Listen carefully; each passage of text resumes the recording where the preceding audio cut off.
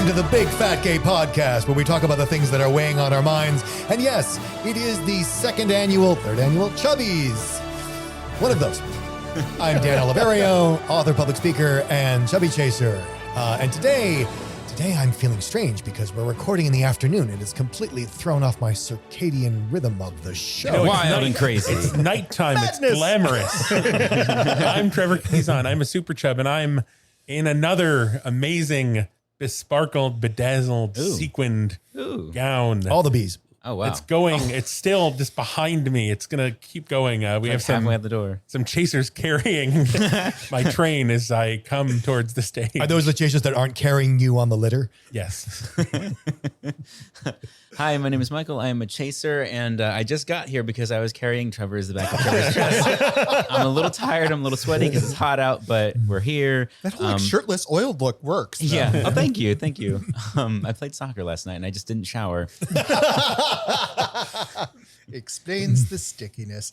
My name is Don Marshall. I'm a big chubby guy living here in sunny Hollywood, and today I am just an exhausted boy. That red carpet is so long. Yeah.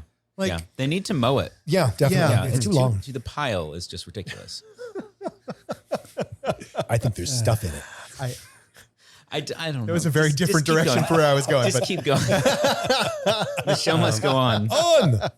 For So- for anybody any listeners who haven't been listening from the beginning, this is our annual award show. Yeah. Celebrating fat positive, fat representation. in mass media. Yes. Yeah. In all sorts of things. In brands, in TV, film, Movies. It's our Oscars. Yes. It's the Chubby Oscars. Little- But broader than that. Yeah. And And as better. usual, I am kind of presenting to the listeners the award, and I'm not going to drop it this year. I'm going to just place it. Well, with that carpet, I think we're Place okay. it heartily on the table. It has landed. I wasn't sure if I still had that sound effect, and I was desperately scrolling through my bank to find it. Nailed it. So we have, throughout the year, we have paid attention to all of the various brands and media that have represented fat people and fat stories nicely or well or both.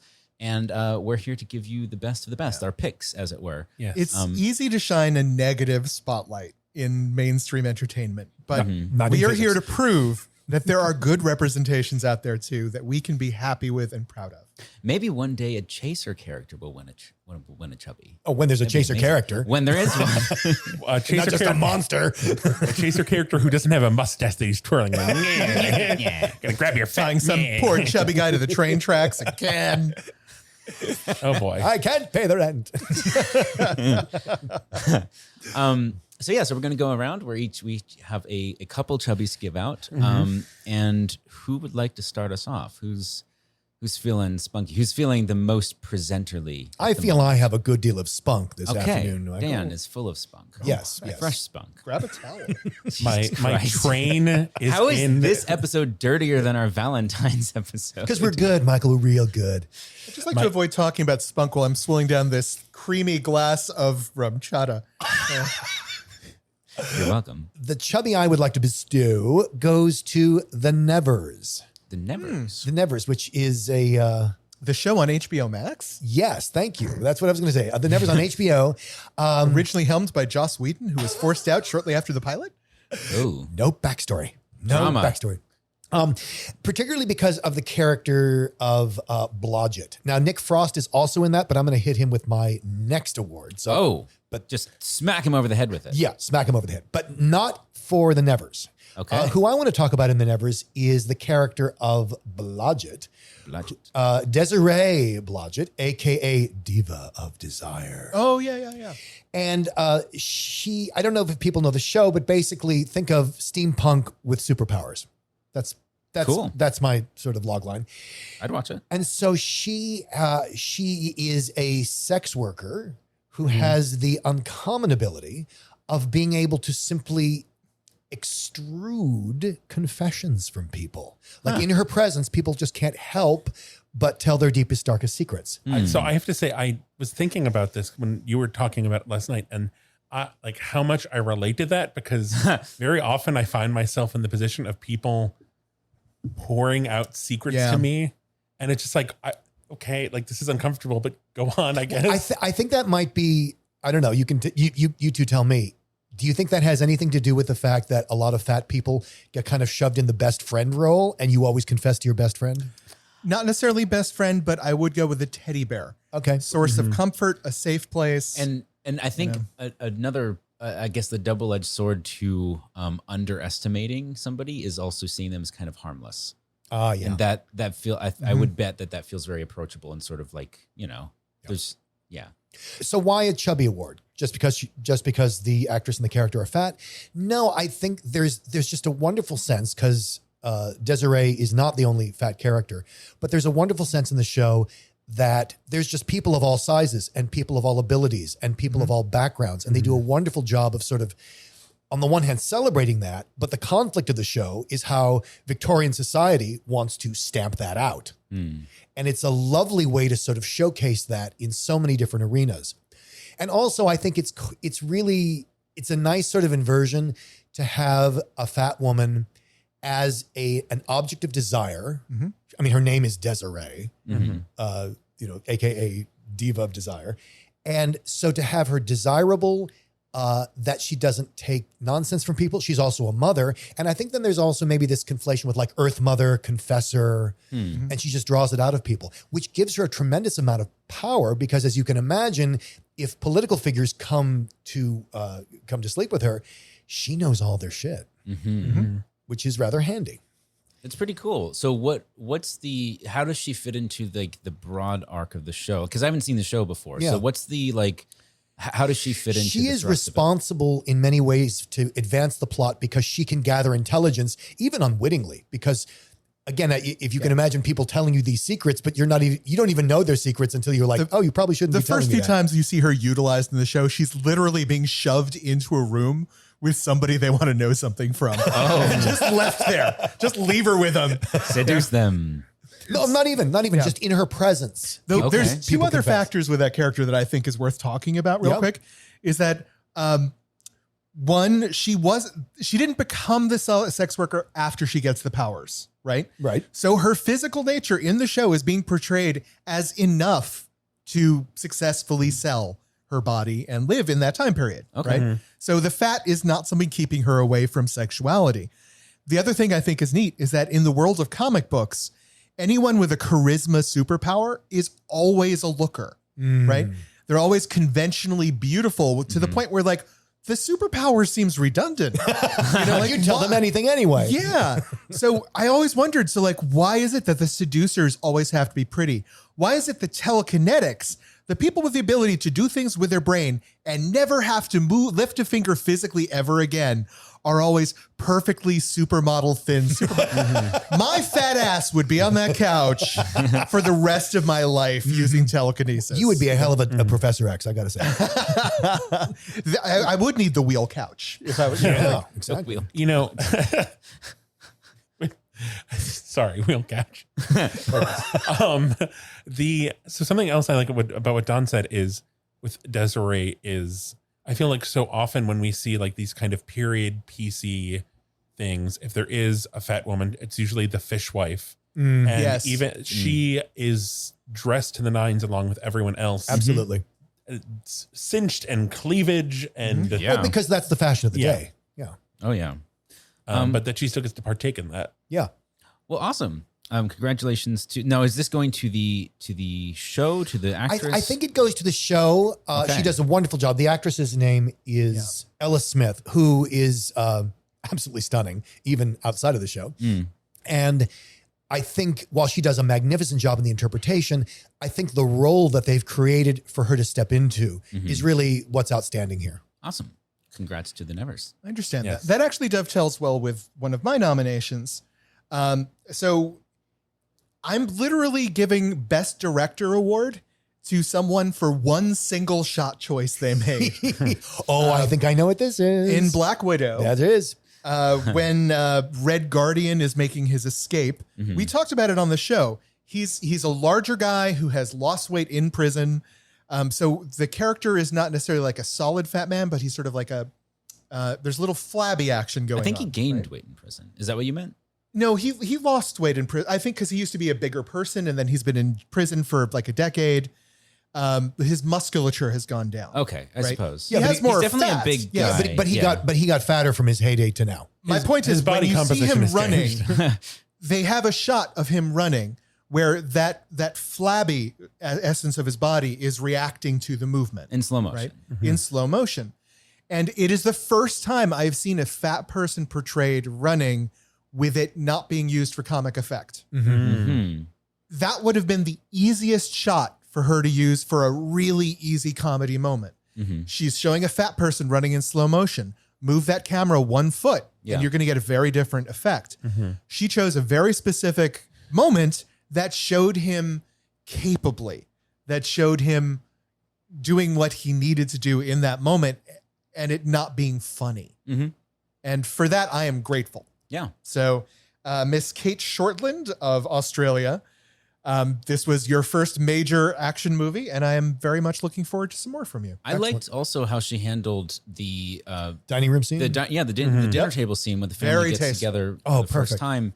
Many of the choices in that scene on paper could have been very stereotypically, fat jokes. And the way that she chose to direct that scene, the way that they chose to edit that scene together, to go from shot to shot, really downplayed what on paper could have been a pretty cheesy, stereotypical, like unimpressive The scene, line delivered by the mom character of like, "You got fat." but still right? good. It's 3 words, but those 3 words could have been delivered in so many different ways. Mhm. And the way that was chosen was one of like playfulness and like nothing negative about it. Just, "You got fat." But it's like a playful negativeness. And I you feel know? like that's not necessarily a delivery that that would have sold in America or from with an American sort of take on what getting fat means. Like Dan, you've talked about how other cultures handle that statement differently, and there's less. It's not necessarily a good thing,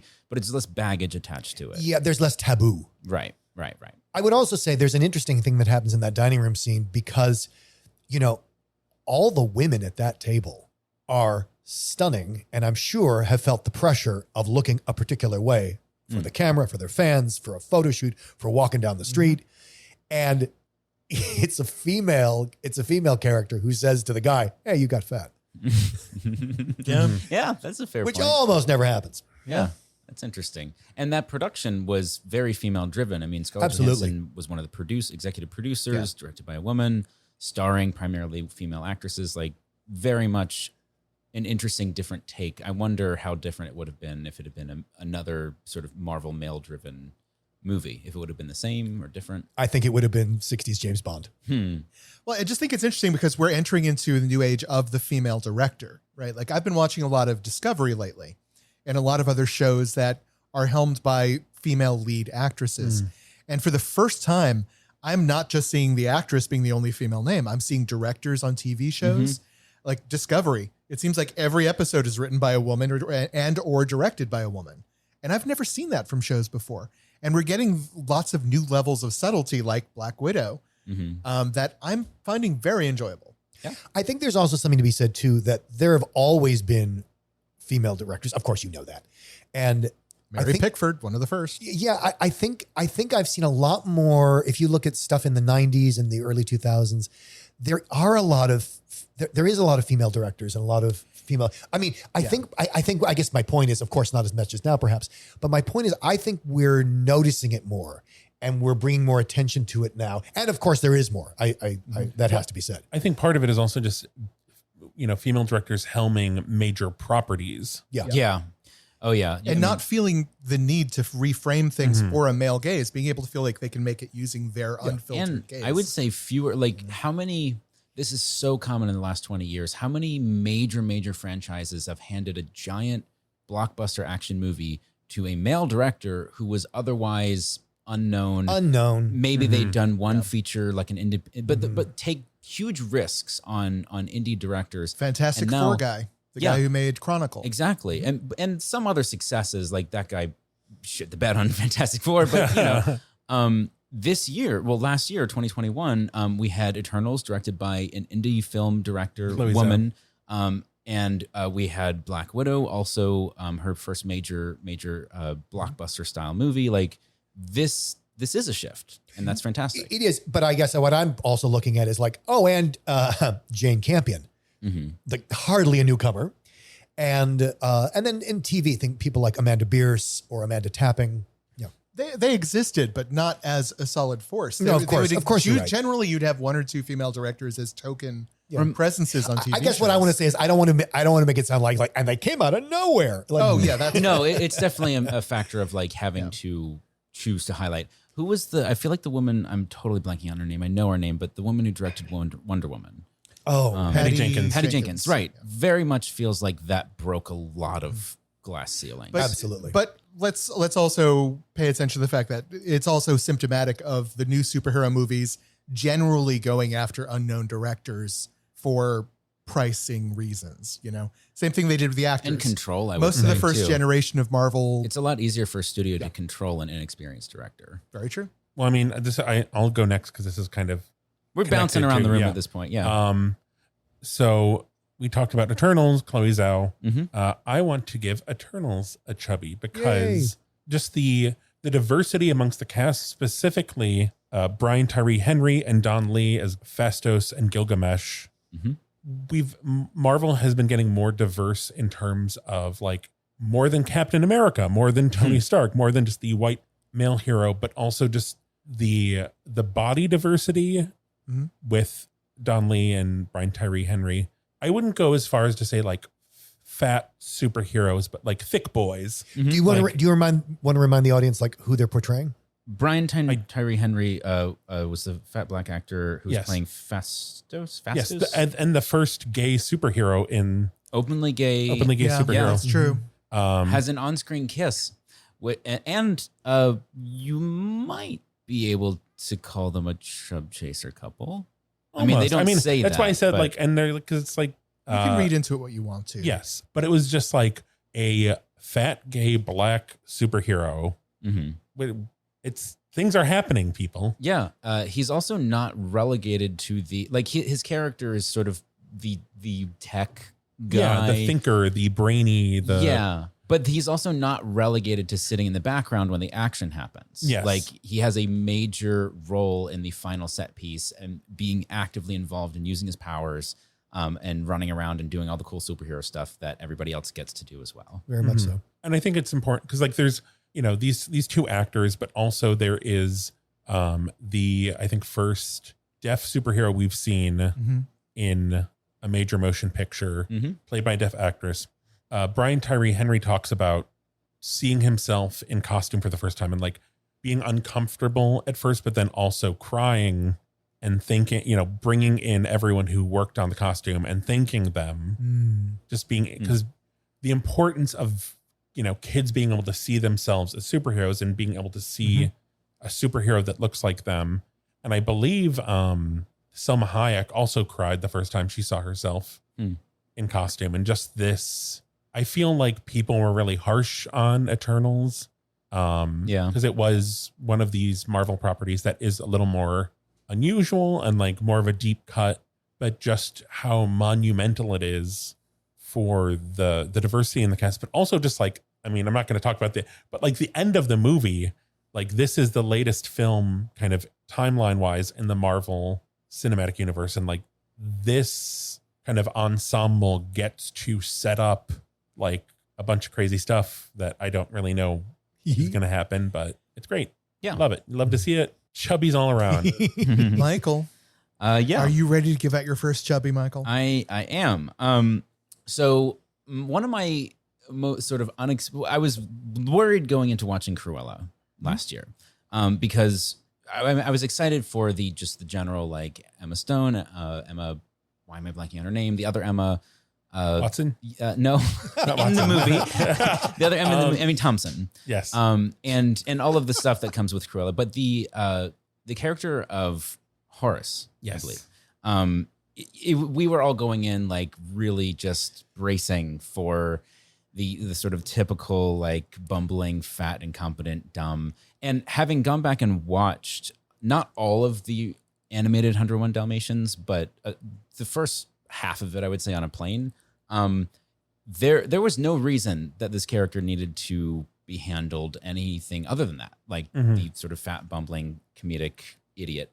And they found a way to walk a line in Cruella where they got the comedy from the character, and he isn't the brightest in terms of like awareness, like social awareness. Like a lot of the comedy comes from him sort of not picking up on the cues that everybody else is giving him. Like they're saying, no, we're not going to pull a heist. And he sort of like winks and it's like, but we are going to pull a heist. And he doesn't get it.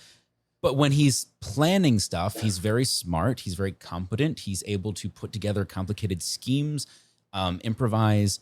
And you don't get that typical like dumb sidekick vibe. You get the funny sidekick vibe. I think what you're pointing to is that he is a fat comedic character that didn't have to be fat to get a laugh. Yeah, 100%. I don't think there's a single fat joke. I think there's a couple of scenes where maybe he's eating. He was eating breakfast. Yes. And he was stuffing crumpets in his pocket when they got into I forget the character's name, but Which I would actually say is more of a poor joke than a fat joke. Which, because the entire history that we've seen them in the movie, they have been scrounging and stealing. Like that's but still they make it the fat guy who does it. But all right. But I think by that point in the movie, we've talked about this kind of dynamic before with like food related humor and fat characters, where I was a little like, but I'm like, but that would still work with a thin character. It would still work if you were how they've established the character. Yeah. So, and I think by that time, as you've said, Michael, we've built up enough cred and confidence with this character that he isn't a fat joke. That if, when he does come in contact with food and he is the only one eating it or taking it, we're like, okay, I can live with that. Yeah. My favorite, to sort of in Don's style, my favorite moment where I was, they play this scene where they have to break into Emma Thompson's character's warehouse, her shop, essentially, and there's a guard there that they're trying to intentionally alert. They're trying to sort of tip their hand that there's been a break-in. And so they both, Jasper and Horace, rappel down from the ceiling. And you see the rappel ropes drop into frame, into a wide shot. And you're bracing. This is exactly how you would play a comedic pratfall. You expect the thin guy's feet to touch the grounds. The fat guy hasn't come into shot yet. And then you expect the fat guy to fall into shot and land. Clumsily bonks his I'm head. sorry. And necessarily on his ass. Right. It must happen on his ass. Because he'll be fine as long as it's his big cushy. Well, absolutely, Don. And both of them drop gracefully into frame, and they're looking around and making their plan. And I was just like, wait, it's happened so many times that that it's going to happen. And then when it doesn't, it's just shocking. And it's sort of it's like, okay. And this, by the way, the whole point that I wanted to mention about the director of this movie, who is named Craig Gillespie, he had directed I, Tonya, which we talked about a couple years ago. And that was not fat friendly. It was the same actor, Paul Walter Hauser, playing the fat character in that movie, playing an almost identical role, I would say. Like basically the sort of bumbling crook. I would say less so in I, Tonya. That like his defining characteristic in I, Tonya is like he's fat. He's literally always eating. Yeah. You don't see him not every eating. Single and shot. it's just like, what is walking what fat is joke. happening? And in that movie, now granted, you can't totally pick apart what was the script, what was the director, what was the actor objecting. Like Paul Walter Hauser has gained quite a bit more power and clout since I, Tonya. Yes. Like that was, I think, his first kind of semi-mainstream noticeable role, or one of them. And since then was he Oscar nominated for I want to say yes. the movie was for the sure. bombing one. God, Richard Jewell. Yes. At any rate, it's hard to pin down exactly where the difference came from, but the fact that it's the same director with the same actor and it's played that much better is notable, and I think Chubby worthy. I don't know exactly who I would give it to, but I'm picking the director just because we can see the growth and the change over time from I, Tonya to Cruella. I'm not sure what this means, but I do have the observation that both your first choice and my first choice were picked because somebody had the opportunity to slime us and didn't. Yeah. And what does it say about the typical fat representation when you're going like, when the fat joke doesn't occur and you're like, what happened? Yeah. I wonder if everyday audiences think the same thing, like because they're not tuned in the way that we are. They're just experiencing the movie and not thinking twice about it. Do they have the same experience of like, oh, I thought there was going to be like a fat joke there? I don't think so. I don't think so because the movie is handled so well. There's so much other stuff to look at. You don't sense, you don't sense this like, oh, there should have been something there. Like there is something there. They both repel into shock. There is, Right, I agree right. with that. There's something still happening. So unless you're specifically looking for the omission, you may not notice. Right. Which is great. I think that's fine. I mean, we're an over-informed audience. Yes. So congratulations. Paranoid audience. I don't know. Part of me does believe there is like just angry people out there. Like, what do you mean they didn't make a fat joke? It was right there. Thanks for nothing, director. Yeah. Obviously, the movie. Yeah, I would have given it 10 points, but I gave it 9 points because they didn't take advantage of the fat jokes. Right. Far too many missed opportunities. Dan, do you have another one for us? I do indeed. So I want to give a shout out and a chubby to Why Women Kill Season 2. This is outstanding for a number of reasons. I mean, it's a beautiful hunk of art, but even aside from that, there is a major, the plot actually revolves around like the center holding the whole, because it's a huge involved season of a show. But what holds it all together is this family of Alma and her husband Bertram and their daughter Dee, and they're all fat. Yes. And it's not about them being fat. It's about Alma's need to climb the social ladder to get into the Rotary Club. It's about Bertram, and I believe he's a vet. He's a veterinarian, and with I don't want to spoil it. He has a side job, so to speak. He has a side interest that he pursues. And Dee, their daughter, she works as a waitress, and she's got this hot guy on the side. Now, this is what I mean about the show. So she's got this hot guy on the side, but he won't see her in public, not because she's fat. He won't see her in public because he is someone else's, he is the kept boy of this other rich and powerful woman, and he can't be seen in public with any woman. Interesting. It's not dealt with whether he is a chubby chaser, but clearly he is very interested. Yes, very clearly attracted. He is very clearly attracted to Dee, the daughter, and when she throws him out because she's like, I don't like this relationship. I don't like that we never go out in public. I don't like that you're a kept man and I don't get to see you. But then she ends up with a different guy who is also wonderful. Hell yeah. So I just love that that the portrayal is of that they're desirable, they're lovable, and it's not about their weight.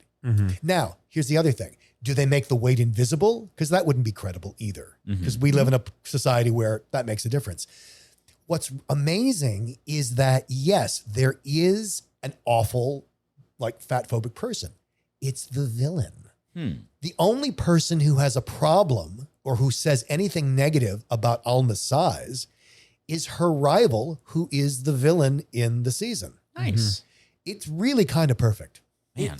It was so amazing to see and watch the show Unrivaled. It's like there's 3 fat characters and they're all competent and they're all complex and they're all desirable.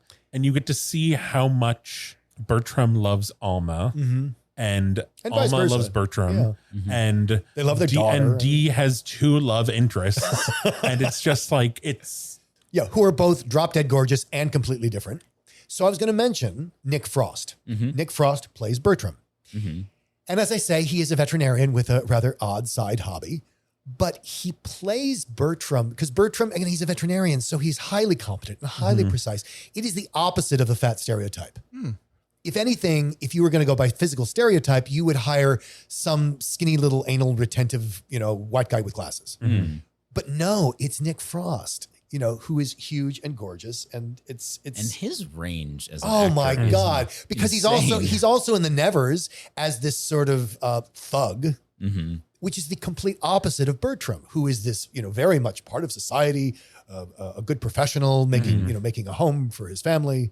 Just wonderful. It's a really brilliant portrayal, and he deserves to be recognized for how much care he puts into the interpretation of Bertram, because that's not the show. That's the actor.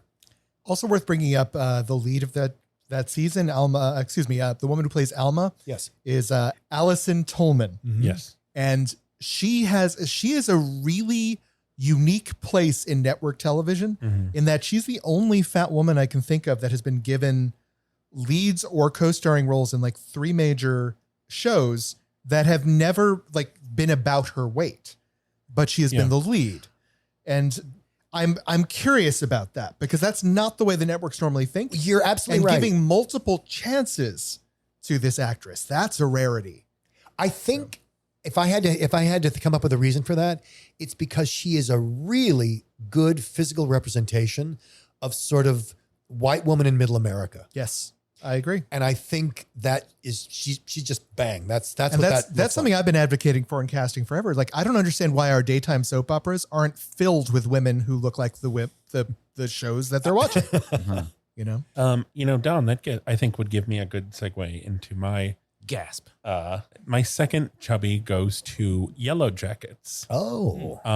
Which I talked about a little bit, but specifically within Yellow Jackets, Melanie Linsky, who we talked about just a couple episodes ago. Well, I guess now when this comes out, several episodes ago, because of the kind of fighting for just fat characters being able to be just, human beings, but also an incident she had on set where someone approached her like, oh, I'm sure like if you wanted a trainer, like the producers and directors and everything would be able to help you out with that. And so Yellow, for those of you who aren't really kind of super plugged in, Yellow Jackets is about a group of women reflecting kind of, they're haunted by their past from an incident when they were in high school. They were a soccer team and their plane crashed in the wilderness, and kind of their survival and also like moving on from being part of this media sensation of their survival. And Linsky's character of Shauna being able to just be a woman who is fat and just kind of living, trying to have a life. She's a mom. She, has a husband who loves her, who she kind of like met in high school and kind of maintained this relationship after coming back. I don't want to give too much away, but just like she looks like a normal person, and her character is a normal person who's kind of trying to overcome this. And just like, it is what I want to see. I just want there to be able to be fat characters who like, it could come up, but it's not really a thing. They just exist. And they are kind of involved in mystery and intrigue and scandal. And she's kind of talked about that and just like seeing it. And then just you mean the actress? Yes. And just like there would be so much opportunity for them to make it about her weight, especially because there is this theme of trauma and survival and the before versus after. Yes, before and after, and being a woman, and how, being a woman connects with all of that. And that they didn't go the route of like, oh, well, she did go through all that. Oh, yuck. And that like, no, she's just a mom. She's living her life. And it's been, I think it's like the 25th anniversary of kind of the plane crash and everything. And just like, she's had a kid. She's a human being. Like, it just that thing, like Don saying, like, she just looks like any person you would know. You probably know like at least, 10 people in your life that look like her. And just like, I love it. I love to see it. All right. So the one I've picked for my second one is also in the spirit of Trevor's fat people being allowed to just live their lives. What? So Rutherford Falls Yes. is on Peacock. Oh, gosh, yes. I have to admit, I have only seen the first 3 episodes. Those are the ones that were available for free. I do not subscribe to Peacock. It's good. You want to open up your purse, Don, because It's worth it. It's worth it. They're doing good work there. The portrayal of the character Reagan Wells, who's their lead character in there, is a large Native American woman. So not only is she a large person, but she's of an ethnicity we don't see often portrayed on television. No. Yeah. They're very human about it. Like, her size is not necessarily spoken directly to in those first 3 episodes, but people treat her a very specific way that I think most fat people will recognize. this sort of dismissal of the character in so many areas, or being utilized for the skill set that they've developed because they're being rejected, and that becoming their point of value. Which is another very interesting thing about that show that just made me click with it. Yeah, I mean, you guys have seen it apparently. What impresses me so much about that show is that it handles some of the toughest things we are talking about in society today. And it handles them like, I don't want to say easily, but it handles them just so deftly and with humor and really like, oh my God, yeah. No, it's so smart and it's so well done and such a huge topic to discuss while still doing it with humor and just having a like Reagan is very, I don't know, to me kind of like a very Liz Lemony character of just like so just like trying to get everyone like so competent and trying to get everyone else around her to be competent and just like the smartest person in the room who can't convince anyone else to make the smart decision. And I think, and I don't know, I don't know the Liz Lemon character that well, but the thing with Reagan too, is that it's almost like she's got the most important job in the show. Like her character is like, she's trying to get this cultural center started and she's trying to do so much good. It's like, it's such a big vision and she gets thwarted by, stupid reasons and idiots who have them. Yeah. And the people that she's trying to help, like, just it's relatable in a lot of ways. Well, and it doesn't treat Native Americans as a monolith, like she is the Native Americans and this is what Native Americans think. Like, no, she has there's dynamics within the tribe and her place. The different portrayals of Native Americans in that's also the most diversity of character I've seen. One thing I thought was interesting was the last episode I got to watch. She gets paired up with this reporter character who's the hottie from Schitt's Creek. He plays the veterinarian. He's very hottie. And the portrayal of her being in that situation of being out with him in a non-sexual situation where you're starting to get vibes that there's something happening, but there's no way you'd never ask, So that awkwardness of it and that lack of security, because that just doesn't happen to you, spoke to me so clearly. That it was shocking to see it on television, So give it a shot. Rutherford Falls. It's on Peacock. 3 episodes for free with commercials, and then you have to subscribe. Open your purse. Open your purse, America. I would also say Girls 5 Eva is also very much worth the money for Peacock. It was in the running, but we only get 2 chubbies each. We only have 2 hands. Trevor's was busy. Well, I think it's fitting that I'm going last here because this is typically the part of the show where we would do a tip. And I think my chubby also serves as a tip, which is that your chubby has a chubby tip. Little tip. It's a chubby tip. All right, open up, everybody. Get ready for Michael's chubby little tip. Let's do it. He said tip. Just a tip, Michael. Continue. I'm going to let this sound effect play to the very end. I don't even know how long it is. Are they going to alight upon the tip? So my chubby is going to go to Patrick Allen Wood, who is the maker of swimsuits that we found. Yeah. Actually, Michael found last year when we were all gearing up to go to Big Bayou. So this isn't a TV show. This is an actual product. This is a brand. Yeah, a brand. He's an individual who has proven to be extremely fat friendly in his sizing. He makes custom, well, not custom per se, but he makes handmade swimwear. And he had underwear on his website. It's gone now. I don't know if he still does it, if you have to ask him. But the reason I bring it up is because the last time we checked in about this, which I think was a month or 2 ago, he had shut his website down temporarily, just sort of in between seasons. It is back online. Yay! Oh, goodness. Go check him out. He is back. He is ready for the 2022 summer season, which presumably most of his business comes for swimsuits and in between seasons, he doesn't. I mean, the polar bear ice swimming crowd can only carry you so far. Right. Especially with garments like his, which are very, they're very sexy and very revealing. And he is just so easy to communicate with. I bought a swimsuit from him. My boyfriend Michael bought a swimsuit, or 2 swimsuits from him. Dan bought a swimsuit. Trevor bought a swimsuit. I'm the odd man out. Well, Bigger Vegas is coming. It's coming up. He's back in business.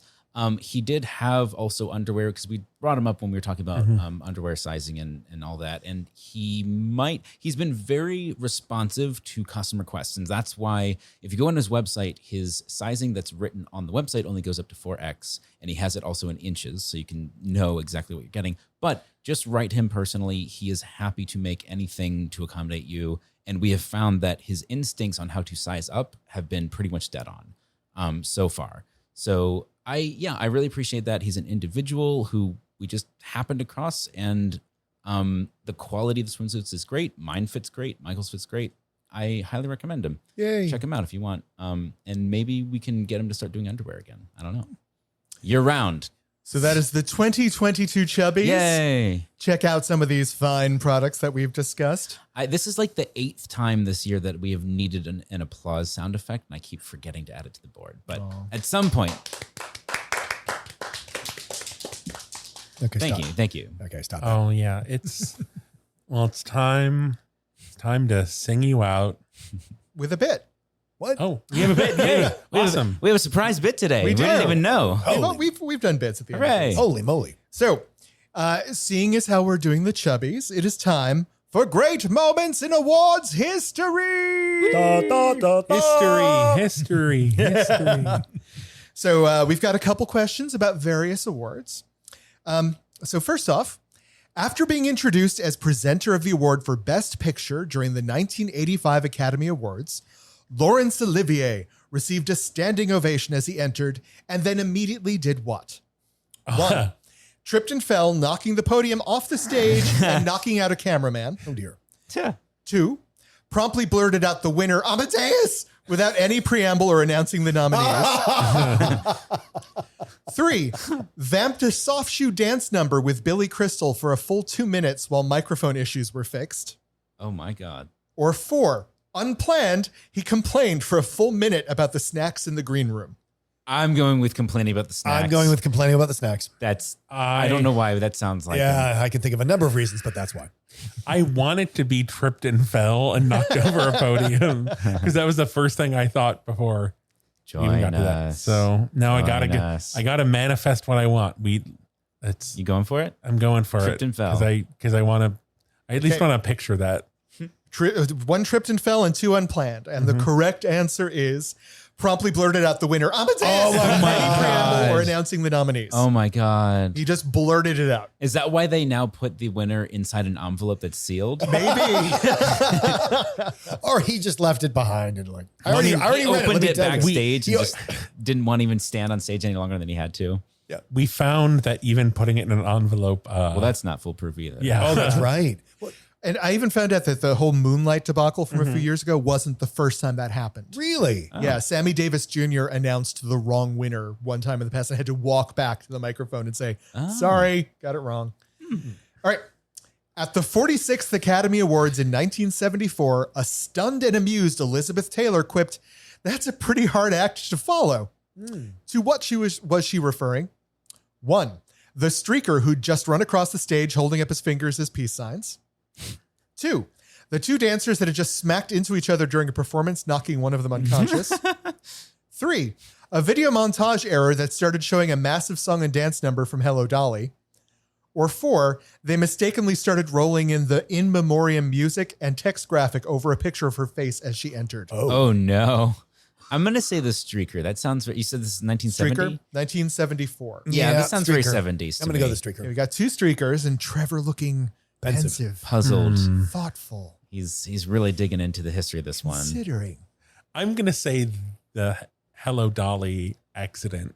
All right. Okay. We got 1 for Hello Dolly and 2, what were the streakers? 2 The streakers. streakers. Because Yeah. Michael and I are going to lose, but we're going to lose together. And Yeah, the correct answer is the streaker. Yay. Damn, we're not going to lose? A What? streaker just somehow got access to the cave right before Best Picture, streaked the stage.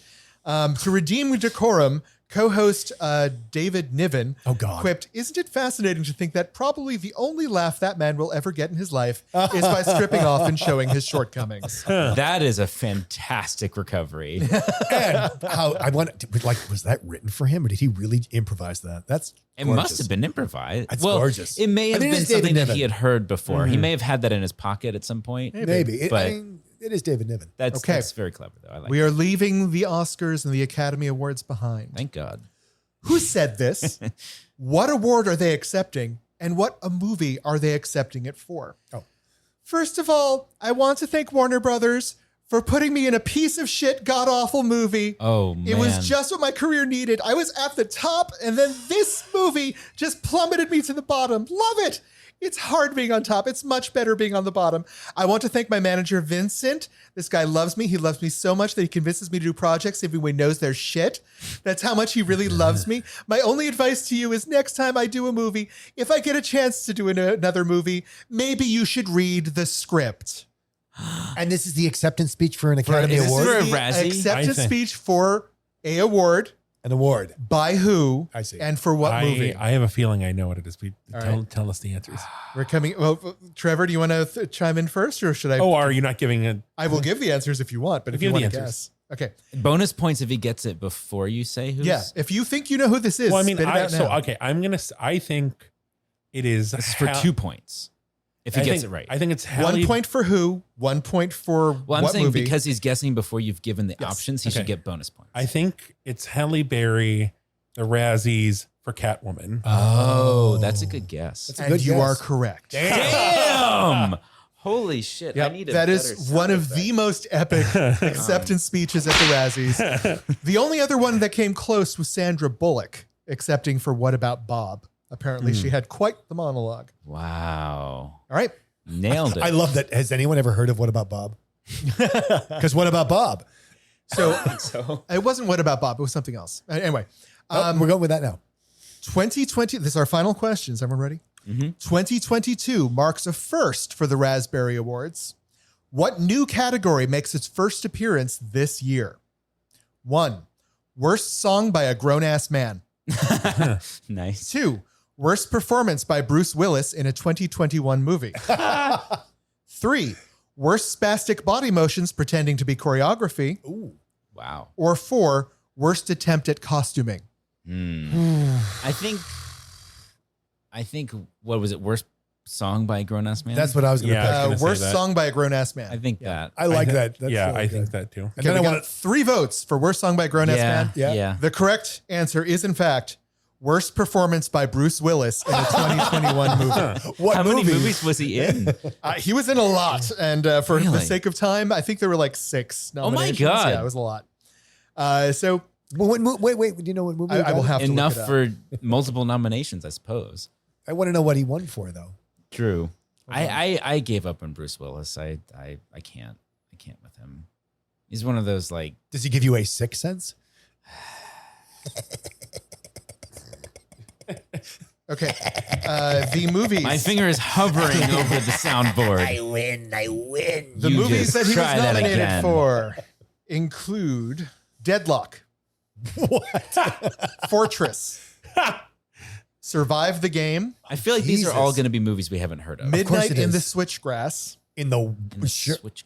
Yeah. Cosmic Sin, Apex, Is Cosmic Sin porn? Out of Death, You wish. and American Siege. Yeah, no, I didn't hear The about only any of one these. I feel like I've heard of is Six maybe movies. Apex, but maybe I'm thinking Did something all- Did else. he record these via Zoom? Like, how is he in 6 movies?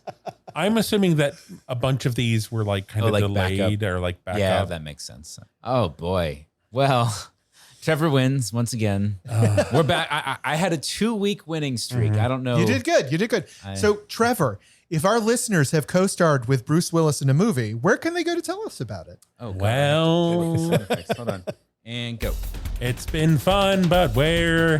No, I can't sing this. Singing will just throw me off.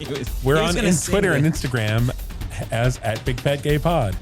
We're on Facebook as the Big Fat Gay Podcast. Da da da da. 5 stars. 5 See stars the here, no, 5 actually, stars there. I mean, I'll post the list of some other things we were considering at www.bigfatgaypod.com. Great stuff to watch. It's been fun. It's been great. Maybe Michael's behind you. With a chubby.